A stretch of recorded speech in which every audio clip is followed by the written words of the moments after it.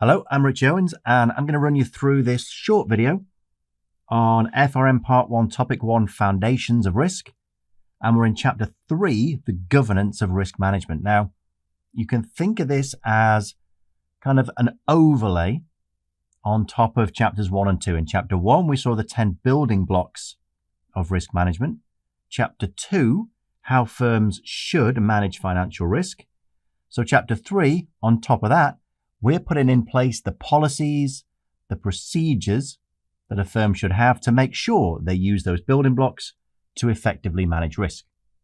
Now, the LOSs we're looking at, the learning outcomes we're looking at. First of all, we'll look at the post-crisis response of the regulators.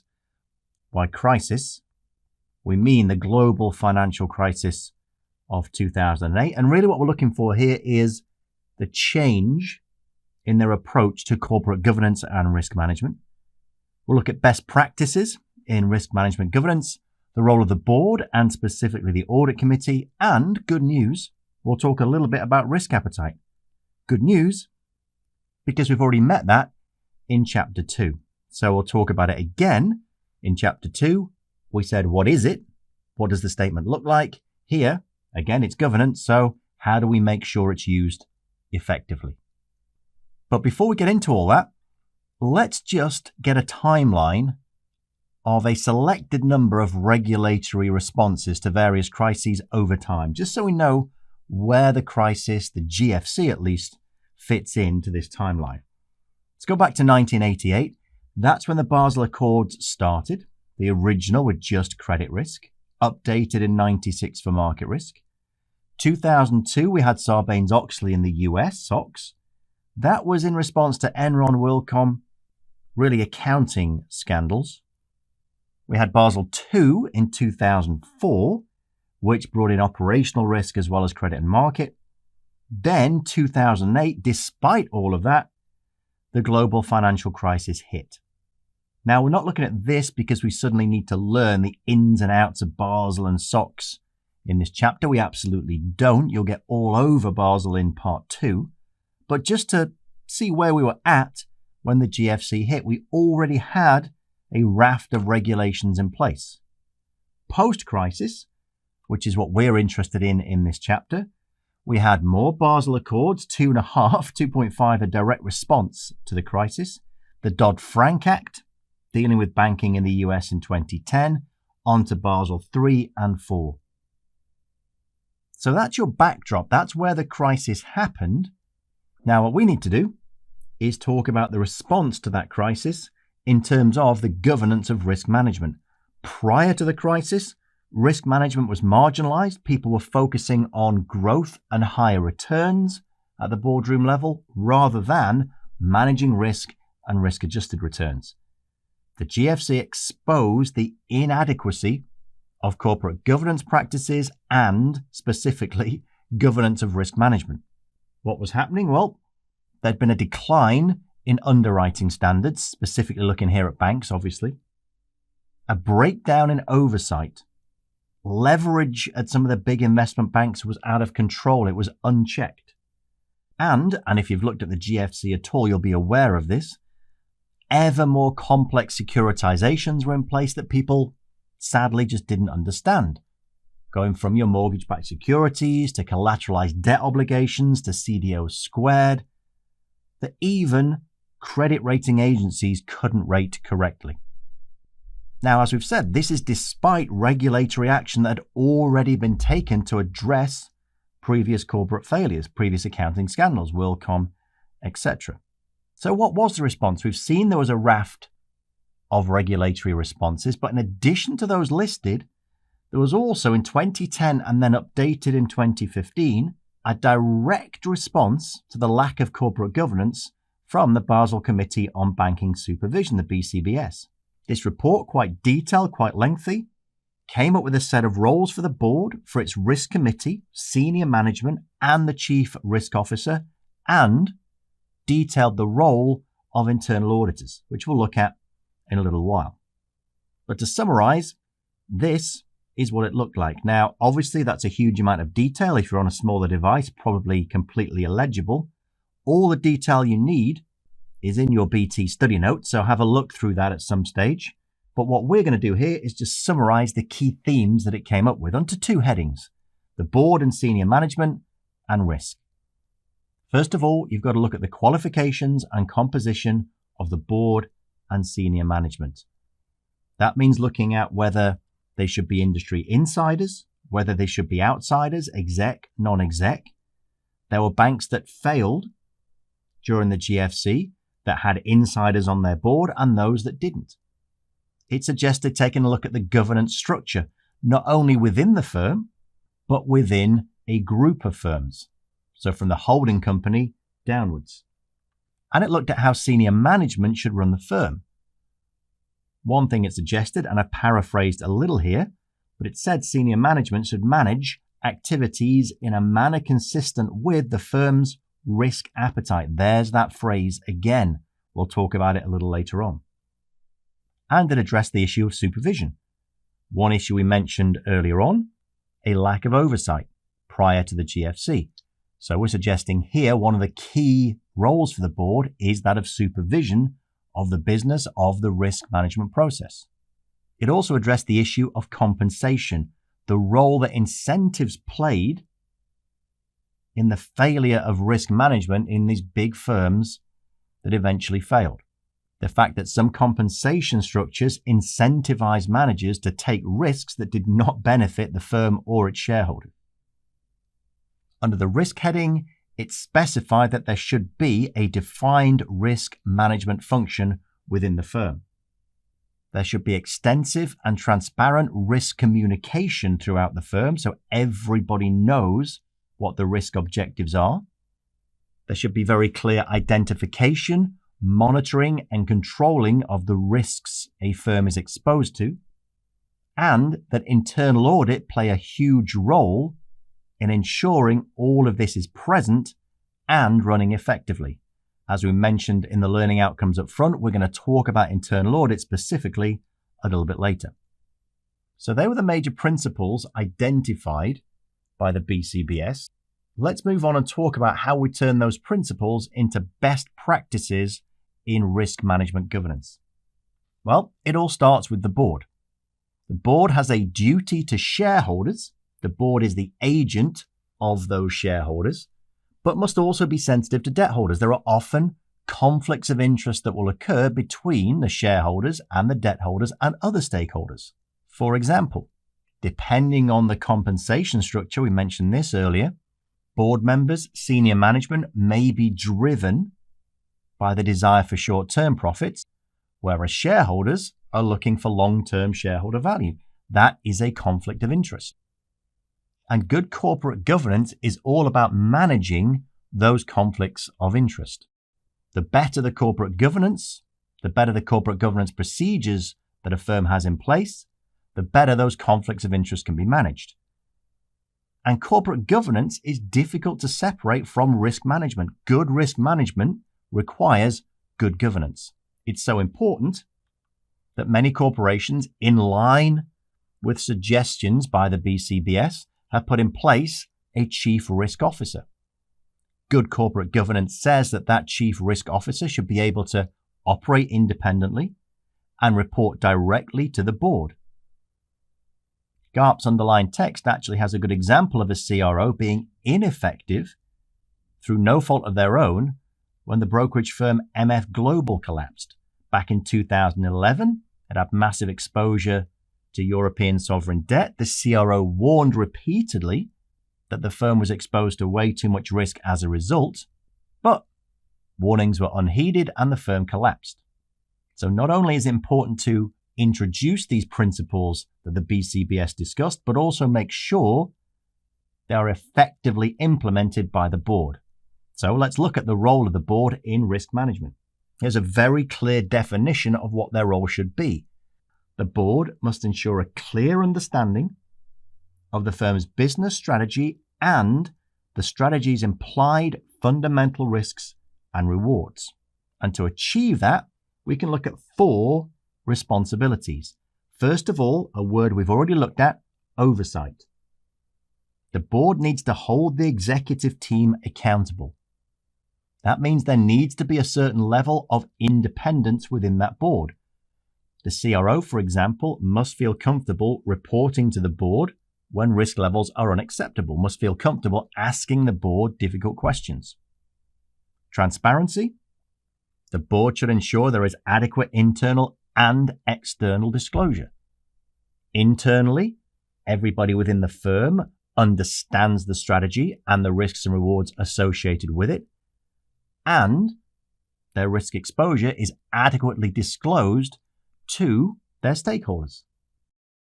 The strategy the board has put in place should expose the firm to acceptable types and degrees of risk. And we can talk in a moment about how they can make sure that's the case. And they need to put in place an effective risk management program. That program should be consistent with the strategy and, here's that word again, or phrase again, risk appetite. Now, how do they manage that risk? Well, good news again here. We saw this in Chapter 2. 4 choices for managing risk. Avoid, transfer, mitigate, accept. Avoid, pretty straightforward definition, do not carry out certain activities. There may be sectors that you just don't get involved in. Credit ratings, for example, that you will avoid. Maybe you just don't go near anything that's not investment grade. Transfer, big part of Chapter 2. Insurance, hedging, outsourcing, not without cost, but it is an effective way of dealing with a risk that you're exposed to. Mitigate, so put in place preventative and detective controls. That's where your internal audit department, that's where your audit committee will be crucial. And finally, accept. Undertaking risky activities should generate shareholder value. Nobody ever grew a successful business without taking on some level of risk. So the board obviously has a key role to play in the risk management governance of the firm. And to successfully carry out that role, it's going to need to put in place a risk committee. Members of that risk committee should have not only the technical skills, but also the business experience to understand the risks the firm is exposed to. It should be completely separate from the audit committee. They are 2 different skill sets. The audit committee are going to need to ask difficult questions of the risk committee. The relationship will hopefully be cordial, but it's also going to be fractious at times. In many firms, the primary committees ratify key policies and procedures. The board needs to run these procedures past your risk committee, your audit committee, before they get put in place. Banks should have a credit risk management committee. Its role, credit risk reporting, monitoring credit risk limits. So for the board to be effective in its role managing risk, it first of all needs to appoint several different committees, and secondly, needs to elect board members with a range of technical and business skills. Now, one of those committees, as we said, was the audit committee. The learning outcome requires us to know a little bit of detail about how that committee operates. Let's first of all define its function.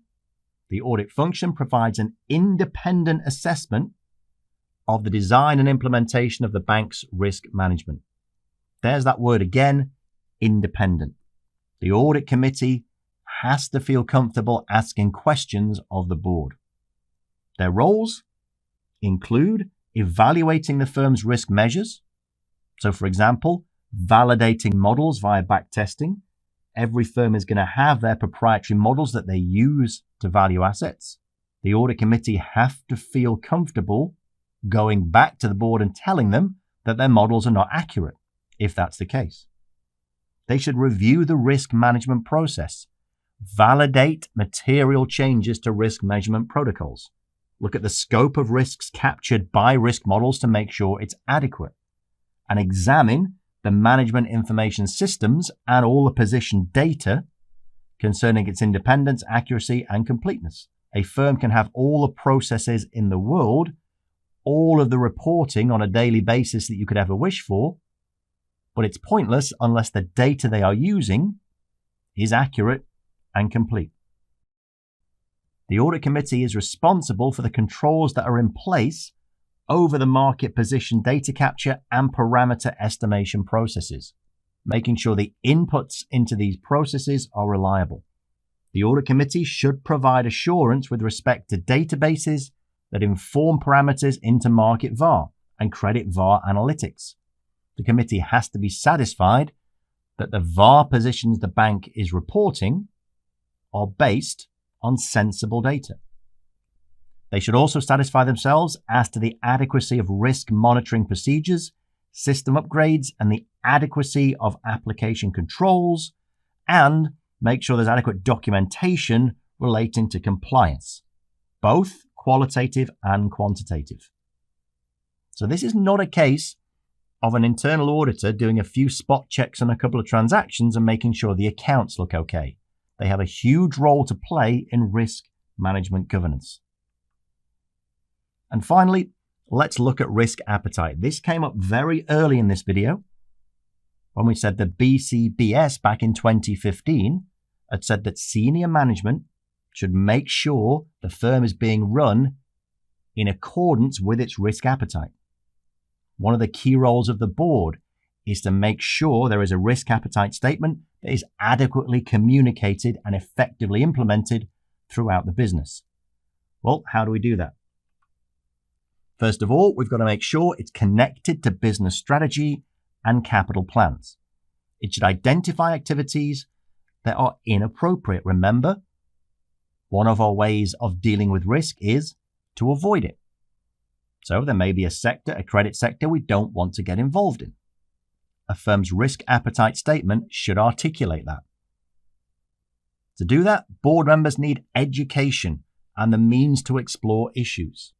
Otherwise, the risk appetite statement becomes too general, too bland to be in any way effective.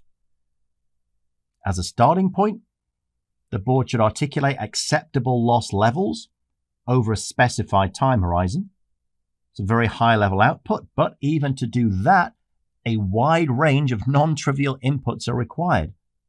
The board needs to have a realistic idea of the firm's risk profile, the factors, remember this from chapter 2, the factors that drive their risk exposure, and the culture of the firm. Are they a risk-taking firm? Are they conservative in nature? Even coming up with a very high-level risk appetite statement requires a huge amount of work at board level. Now, having a very high-level general risk appetite statement is a start, but that has to be linked to risk tolerances and limits at the business unit and portfolio level.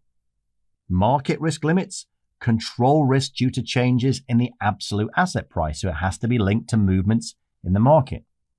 Credit risk limits manage the number of defaults and downward migration in the portfolio's credit quality.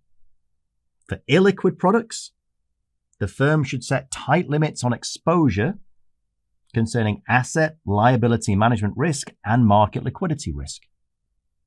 Internally, there should be a transparent document where it's easy to see the high-level risk appetite statement cascading down to the business unit and the portfolio level and addressing market risk limits, credit risk limits, market liquidity risk, and so on. Now, obviously, having a risk appetite statement and having it cascaded down transparently so everybody can see it is one thing, but it's not going to be effective unless it's monitored. So market risk positions should be valued daily, mark to market. Units should provide daily P&L statements to senior management. Model assumptions should be independently verified. This goes back to our audit committee. Trading teams' compliance with risk limits should be routinely reported. If there are exceptions, there should be timely escalation procedures. This is where the audit committee is going to step in again. Portfolio volatility should be compared to predicted portfolio volatility. Simulations, stress tests should estimate the impact of major variable changes to that P&L. Again, this is the role of the audit committee. Your audit committee needs to look at the procedures used to predict volatility and carry out the simulations and stress tests to estimate potential impacts. And finally, let's consider the role of incentives. The global financial crisis demonstrated that many incentive plans, as we said, encourage short-term risk-taking. So bonuses, stock options, and so on. A key lesson was learned that compensation is a fundamental component of risk culture. If senior management are encouraged to reach for targets short-term, to make bonuses short-term, it's going to foster a risk-taking culture.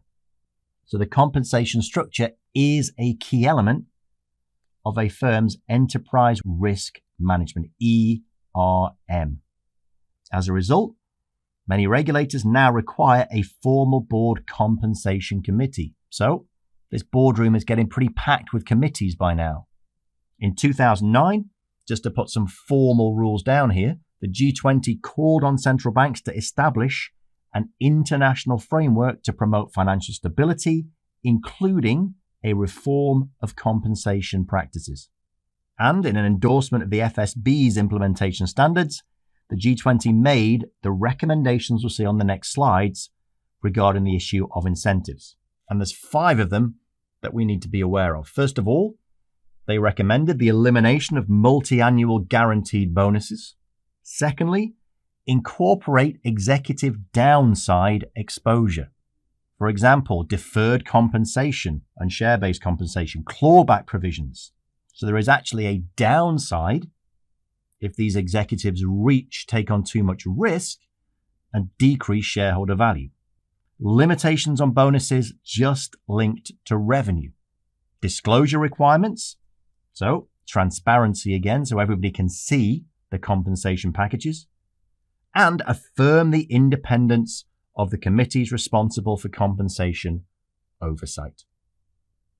Now, that, as I say, is hopefully a fairly short video. It's a high-level reading.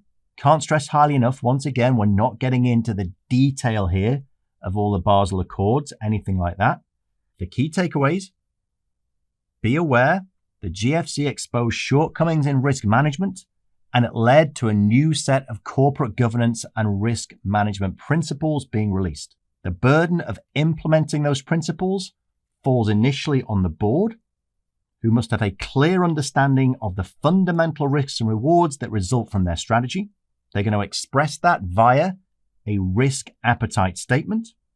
They're going to put in place a sound risk management process that includes separate risk and audit committees, and as we've just seen, possibly a compensation committee. And finally, there should be, as we said, a risk appetite statement. The firm's risk appetite should connect to its strategy and link to risk limits at the business unit and portfolio level.